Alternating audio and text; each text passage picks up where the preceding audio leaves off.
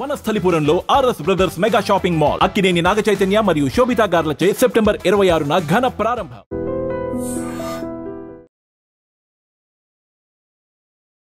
Welcome to iDream news. This is Pavan. రాజేంద్ర నగర్లో జరిగిన ఇన్సిడెంట్ అయితే అందరినీ కలిసివేసిందనే చెప్పుకోవాలి. మద్యానికి బానిసై ఇప్పటి వరకు ఈ సిచ్యువేషన్ అయితే రావడం జరిగింది.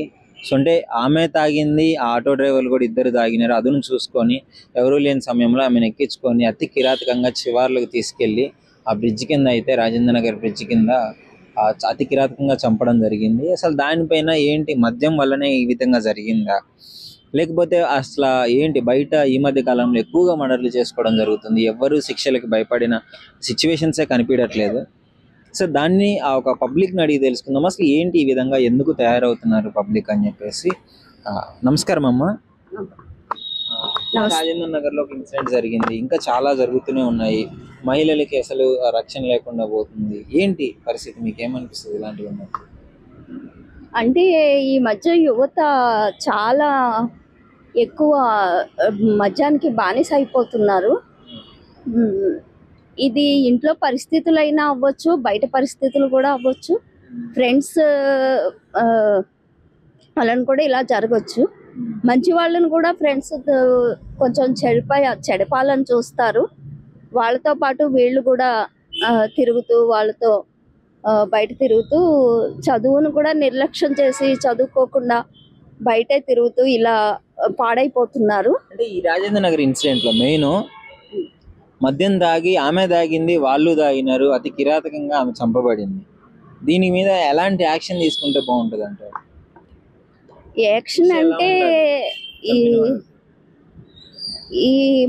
ఈ జెంట్స్ని అయితే ఏమీ మార్చలేము. మన లేడీసే జాగ్రత్తగా ఉండాలి. ఎక్కువ మిడ్ నైట్స్ అది తిరగకుండా టైంకి ఇంటికి రావాలి. ఆడవాళ్ళు చాలా జాగ్రత్తగా ఉండాలి. జాగ్రత్తగా ఉండాలి. బట్ ఎమర్జెన్సీ సిచ్యువేషన్స్ లో ఒక్కొక్కసారి బయటికి రావాల్సి వస్తుంది, మహిళ బాధ్యత తీసుకొని. అలాంటి టైంలో కూడా అంటే ముఖ్యంగా చట్టాలు, అదే విధంగా తప్పు చేసిన వాడికి శిక్షలు కఠినంగా ఉంటే భయపడతారు కదా, కాన్సెప్ట్ కూడా ఉంది కదా. అంటే చట్టాలు ఎప్పటి నుంచో జరుగుతూనే ఉన్నాయి, స్ట్రిక్ట్ గానే ఉన్నాయి చట్టాలు. చట్టాల్లో ఏమి ఈజీగా ఏమీ లేవు చట్టాలు. ఎంత చట్టాలు స్ట్రిక్ట్ చేసినా గానీ యువత అయితే ఇలా చేస్తూనే ఉన్నాయి, దారుణాలు జరుగుతూనే ఉన్నాయి. అందువల్ల మన లేడీసే కొంచెం జాగ్రత్తగా ఉంటే సరిపోతుందని నా ఉద్దేశం. వీళ్ళకి శిక్షలు అంటే చూస్తున్నారు కదా, ఉరి వేస్తున్నారు, ఇంకా వాళ్ళని జైల్లో చాలా కాలం జైల్లో ఉంచుతున్నారు. ఉన్నంత కాలం జైల్లో బాగానే ఉంటున్నారు, మళ్ళీ బయటకు వచ్చి మామూలుగానే ప్రవర్తిస్తున్నారు. ఇంకా శిక్షలు అంటే ఇంకా అందరూ కోరుకునేది ఉరి, వాళ్ళని చంపేయాలనే అనుకుంటున్నారు.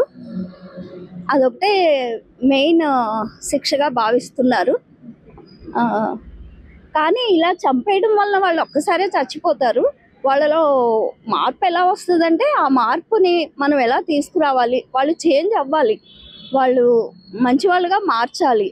మరి ఈ ఊరి అంటే వాళ్ళు ఒక్కసారే చనిపోతారు కాబట్టి వాళ్ళని వేరే విధంగా వాళ్ళని మంచి వాళ్ళుగా చేయడానికి మనం ప్రయత్నించాలి. నమస్కారం. రాజేంద్ర నగర్ లో ఇన్సిడెంట్ తెలుసా మీకు? ఒక ఆమెని అతి కిరాతకంగా చంపినారు. అది ఈ మధ్య కాలంలో న్యూస్లో వచ్చింది. కాకపోతే ఈ తాగబోతోళ్ళు ఎక్కువైపోయినారు సమాజంలో. ఈ తాగబోతోళ్ళకి అనేది ఒక లిమిట్ పెట్టాలి. ఆధార్ కార్డు ఇచ్చి వీళ్ళకి ఇంతే ఇవ్వాలి అంటే ఒకటి సంస్థ తీసుకురావాలి గవర్నమెంట్. వీళ్ళు ఏంటంటే అన్లిమిటెడ్గా తాగుతారు, మత్తు లేకుండా గంజాయి ఇవన్నీ బాగా నడుస్తున్నాయి. గవర్నమెంట్ ఎంత స్ట్రిక్ట్ తీసుకున్నా కూడా గంజాయి, డ్రగ్స్ ఇవన్నీ బాగా సప్లై అయితేనే ఉన్నాయి. ఎందుకు అవుతున్నావు అంటే ఈ పోలీసు వాళ్ళు లంచం తీసుకొని వీళ్ళకి వదిలేస్తారు. గవర్నమెంట్ చెప్తుంది, రేవంత్ రెడ్డి సార్ చెప్తున్నాడు, కానీ వీళ్ళందరూ యాక్షన్ తీసుకోవట్లేదు. వాళ్ళే రౌడీలు, వాళ్ళే నిజాయితీ. చాలా మంది నిజాయితీ పరులు ఇప్పుడు కేసు సాల్వ్ చేయాలన్న వాళ్ళు చాలా మంది ముందుకు వస్తున్నారు. ఎప్పుడో ఒక ఇద్దరు ముగ్గురు తప్పు చేస్తున్నారు. ఇట్లాంటి వాళ్ళు 100లో ఒక 20% అన్న మినిమం పోలీసు వాళ్ళు కూడా ఇంక్లూడ్ ఉంటారు. ఎందుకంటే వీళ్ళు లంచం తీసుకోకుండా ఏది పనిచేయరు. జీతాలు తక్కువ వస్తాయి కాబట్టి వీళ్ళకి ఏంటంటే బయట ఇన్కమింగ్ వస్తుంది కాబట్టి గంజాయిలు దీనిలోకి పైసలు తీసుకొని వదిలేస్తారు. వీళ్ళు ఏం చేస్తారు, ఆ మధ్యకాలంలో ఎవరు ఛాన్స్ దొరుకుతారో వాళ్ళని తీసుకొని వెళ్ళిపోయి ఆ రకంగా ఈ ఇన్సిడెంట్ విన్నప్పుడు మీకు ఏమనిపించింది? అంటే తాగి ఈ విధంగా అతి కిరాతకంగా చంపేసినారు అంటే చెప్పడానికి కూడా నాకు నోరు రావట్లేదు. ఒక మహిళను ఆ రకంగా చంపేసినారు. వీళ్ళు ఇట్లా చంపేది కారణం ఏంటంటే ఏ భయం భక్తి లేకుండానే ఇట్లా చేస్తుండ్రు. ఎందుకంటే అక్కడ ఉన్న సిఐ కానిస్టేబుల్ కొంచెం స్ట్రిక్ట్గా ఉండాలి. వీళ్ళు ఉంటేనే కదా వీళ్ళు ఈ రకంగా చేయాలా ఈ రకంగా చేయకూడదు అంటాను. ఆ ఏరియా కానిస్టేబుల్ ఆ ఏరియా సిఏ వాళ్ళందరూ బాగా స్ట్రిక్ట్గా ఉంటేనే ఇవన్నీ జరగకుండా ఉంటాయి. ఆ ఏరియాలో అంత లూజ్గా ఉన్న వరకు కాబట్టి ఈ టైంలో వీళ్ళు ఈ రకంగా మొత్తానికి శిక్షలు ఎలా ఉండాలి వీళ్ళకి? శిక్ష కారాగారంలో అంతే ఉండాలా, లేదంటే ఉరి శిక్షలు వేసి ఇట్లాంటి వాళ్ళని శిక్షించాలా? ఎవరినైతే చంపుతారో వాళ్ళకు కూడా సేమ్ పొజిషన్ ఉండాలి. ఎవరినైతే వాళ్ళు చంపుతారో వీళ్ళకి కూడా ఉరి శిక్ష అనేది నిర్ధారం చేయాలి. ఎందుకంటే వీళ్ళు మన ఇండియాలో శిక్షలు తగ్గుతాయి కాబట్టి వీళ్ళు ఏదో లాయర్ని తీసుకొని వచ్చి లా ప్రకారం తీసుకపోయి ఏదో లంచం ఇచ్చి వీరు విడుదలైపోతారు. ఇట్లాంటి బెయిల్ వస్తుంది. బెయిల్ రాగానే అడే దిగుతాడు, మళ్ళీ దిగుతాడు, మళ్ళీ కొట్టు పేజీ మళ్ళీ అప్పుడప్పుడు పేజీ కంటెంట్ అవుతుంటారు. అంతే. ఇట్లాంటివన్నీ చేయకూడదండి. ఇవన్నీ కాదు, సేమ్ సింపుల్. ఎవరినైతే చంపినరో వీళ్ళకి కూడా సేమ్ ఉరి శిక్ష అనేది ఇమ్మీడియట్లీ యాక్షన్ తీసుకోవాలి. అప్పుడే మన సమాజం మారుతుంది. లేకపోతే ఇది మారదు. ఇది అట్లనే నడుస్తుంది. ఈ లంచాలు ఇట్లనే నడుస్తాయి. తెలియకుండా లంచాలు నడుస్తాయి, తెలియకుండా గంజాయిలు వస్తాయి. హైదరాబాద్కి డ్రగ్స్ కూడా సప్లై అవుతుంది. తాగేటోళ్ళు కూడా ఎక్కువవుతారు. వీళ్ళ కేసులు నడుస్తూనే ఉంటాయి, అక్కడ జరుగుతూనే ఉంటాయి క్రైములు. ఇది ఎప్పుడు తగ్గదు. ఇది ఇట్లా స్ట్రిక్ట్గా ఉండాలంటే సిన్సియర్గా సిఏ కానిస్టేబుల్ అందరూ ఒక రకంగా స్ట్రిక్ట్గా ఉండాలి.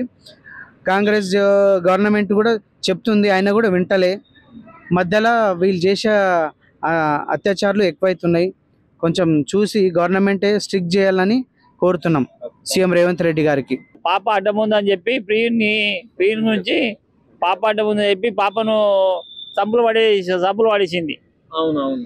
ఈ మధ్య కాలంలో సంపులు పడేసింది.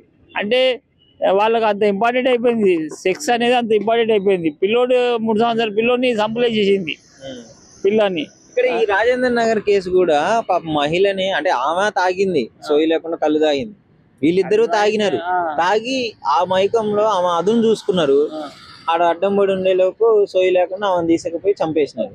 ఏంటి ఇంత క్రూరంగా ఎందుకు తయారవుతున్నారు జనాలు? వ్యవస్థ అట్లా తయారవుతుందండి.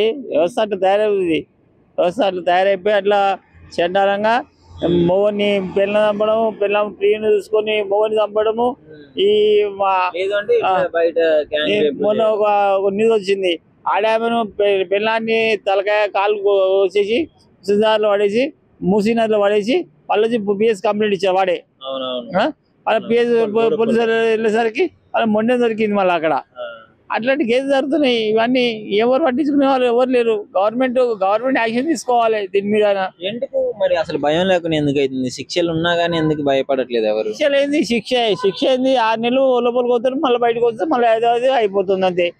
దానికి శిక్ష దానికి మరణ శిక్ష యావజాగ్రత్త శిక్ష ఇస్తే అని ఏమన్నా ప్రతిఫలం ఉంటుంది దానికి. తాగుబోతులు కూడా ఈ మధ్య కాలంలో చాలా తాగుబోతులు అంటే తాగడం అనేది మనిషికి లిమిట్ ఉంటుంది. లిమిట్ లేని వాడు తాగితే ఇచ్చేవాడు. వాడిని ఏమంటే వాడిని మనం వాడిని ఏమంటే వాడిని తాగుబోతుని తాగిన వాడిని నెట్టేస్తే కింద వాడి చచ్చిపోతాడు.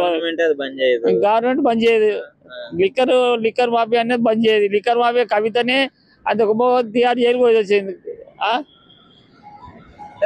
ఇలాంటివి విన్నప్పుడు మరి ఒక సామాన్య సిటిజన్ గా మీకేమనిపిస్తుంది? బయట తిరగాలన్నా, పిల్లల్ని బయటికి పంపాలంటే భయం అవుతుంది. పిల్లల్ని బయట తోడు ఉన్నా కాబట్టి పిల్లల్ని బయట తీసుకొచ్చాను.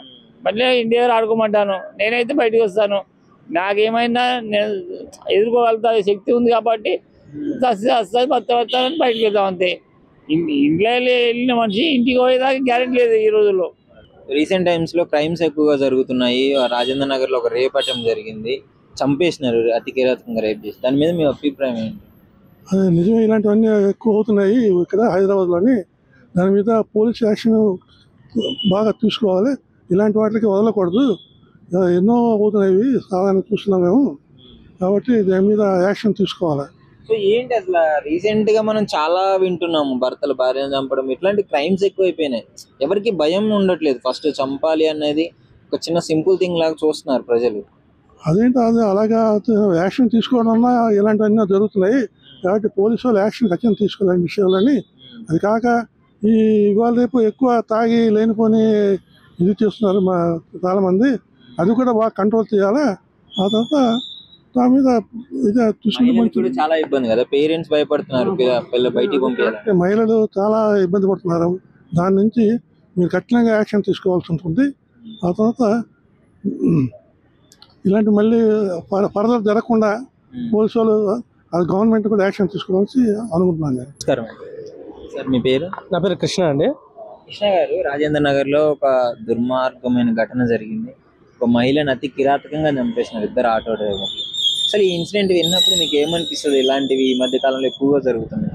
అవునండి, నిజమే. ఇది మనము చాలాసార్లు పేపర్లో చూస్తున్నాము, టీవీలో కూడా చూస్తున్నాము. ఇది చాలా దారుణమైన పరిస్థితి. దీనికంతటికి మెయిన్ కారణం ఏంటంటే మద్యమే. మద్యము పుచ్చుకోవడము, అది ఎక్కువ మోతాదులో తీసుకోవడం వల్ల ఇలాంటిది జరుగుతుంది. ముఖ్యంగా మద్యం తీసుకోవడం కరెక్ట్ అని నేను అనడం లేదు, అది ఎక్కువ అని కూడా.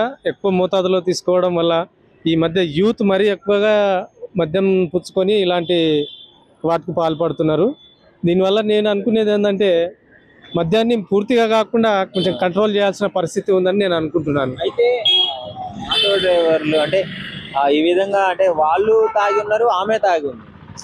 ఎందుకు ఈ విధంగా ఇష్టం వచ్చినట్టు సోయి లేకుండా ఒక మానవత్వాన్ని మర్చిపోయి మృగాల్లాగా ఈ విధంగా తయారవుతున్నారు?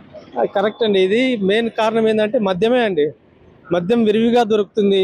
ఎక్కడ మీరు ఇక్కడ మా బోరబండ అండి, నాకు దగ్గర బోరబండ ఉంది.